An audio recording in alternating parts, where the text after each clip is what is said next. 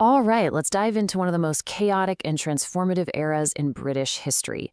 We're going to unpack the medieval period, a time of brutal warfare and unimaginable catastrophe that, and this is the crazy part, actually laid the foundations for the country we know today.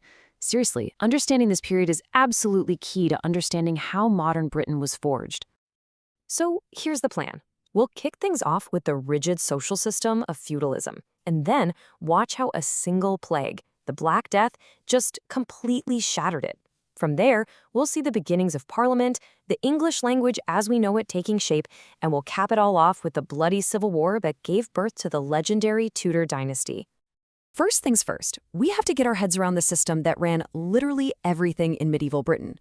I mean, this system decided who was powerful, who owned land, and who had to go to war. And that system was called feudalism.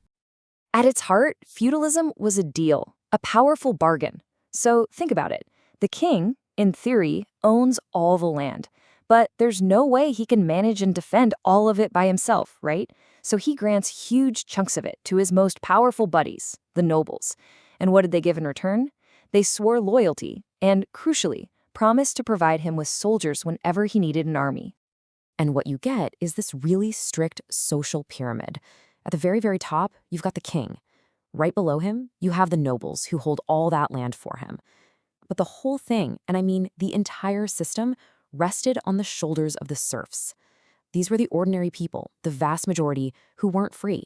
They were literally tied to the land they worked on. Now, a system like this, it's practically built for conflict. War was just a constant part of life. You had England trying to flex its muscles, officially taking control of Wales with the Statute of Rhuddlan, but that didn't work so well up north. The Scots, led by Robert the Bruce, won a massive, famous victory at Bannockburn.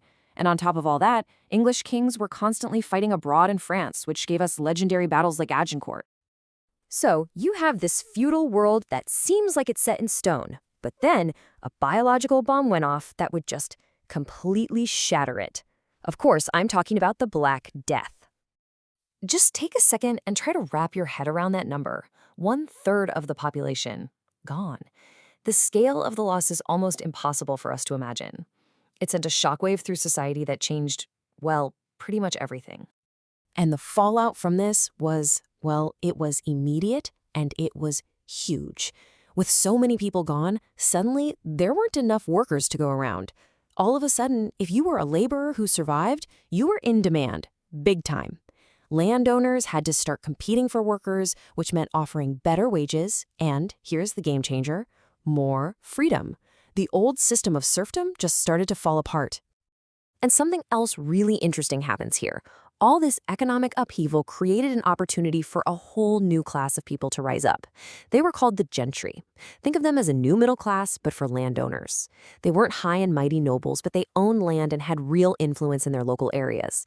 And believe me, they were about to become a major force in politics. So while society is being turned upside down from the bottom up, massive changes are also happening at the very top. The old idea that a king could just do whatever he wanted, that was starting to get some serious pushback, and new institutions were popping up to keep the king's power in check. Okay, there are 2 dates here you absolutely have to know. They are fundamental to British history. First up is 1215. That's when a bunch of angry nobles backed King John into a corner and forced him to sign the Magna Carta, the Great Charter. Then, over the next century or so, you see Parliament slowly take shape and grow into the kind of representative body we'd recognize today. And this one sentence, wow. This is one of the most important sentences ever written in legal history. It established an idea that was, for its time, totally revolutionary. It basically says, hey, Mr. King, you're not above the law either. You can't just throw people in jail because you feel like it. This is the very beginning of the rule of law and the right to a fair trial, ideas that are at the core of modern Britain. So where did Parliament even come from? Well, it all started with something pretty simple, really, money. Kings were always fighting wars, and wars are expensive. They needed to raise taxes, but they couldn't just do that without the agreement of their most powerful subjects. Over time, these meetings to get approval for taxes turned into a formal institution with 2 parts, or houses. You had the House of Lords for the super elite nobles and bishops, and you had the House of Commons for that rising class of gentry and wealthy merchants. And up in Scotland, they were developing their own unique parliament too. But it wasn't just about kings and laws. The world was changing in other ways too. The very way people talked, the stories they told, the way they made a living, all of it was being completely transformed. Okay, so this is pretty cool. After the Normans invaded England, you had this split. The rulers all spoke French, while the common folk spoke Anglo-Saxon, or Old English. But over hundreds of years, the two languages started to blend together, creating something new, Middle English. And by the 1400s, this new hybrid language was so common that it started being used for official government business. And with this new shared language, you get incredible literature like Geoffrey Chaucer's famous Canterbury Tales. But then, boom, William Caxton brings the printing press to England, and that just changes everything. Suddenly, ideas and books could be copied and spread faster than anyone could have imagined. And all this was happening while the economy itself was shifting away from just farming to one where towns and trade were becoming more and more important. So after all this change, all this chaos, what happens? The ruling class decides to tear itself apart in a long, brutal civil war over who should get to be king. So what was this all about? At the end of the day, it was a family feud, a really, really big one. It was a power struggle between two rival branches of the royal family, the House of Lancaster, with its red rose symbol, versus the House of York, represented by the white rose. And this wasn't a quick skirmish. We're talking 30 years of brutal conflict that ripped England apart. It all led to a final showdown, the big one, the Battle of Bosworth Field in 1485. In a pivotal moment, King Richard III was killed in battle, and a guy with a claim to the throne, Henry Tudor, grabbed the crown and became King Henry VII.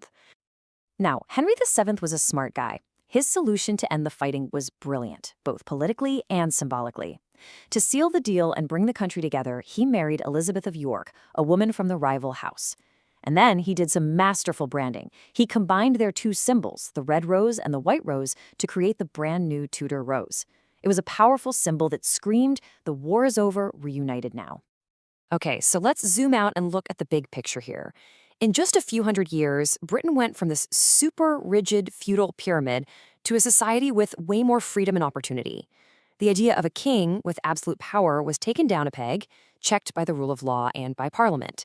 A powerful new middle class, the gentry, emerged, and out of the ashes of a terrible civil war, the Tudor dynasty rose to bring stability and lead England into a whole new era.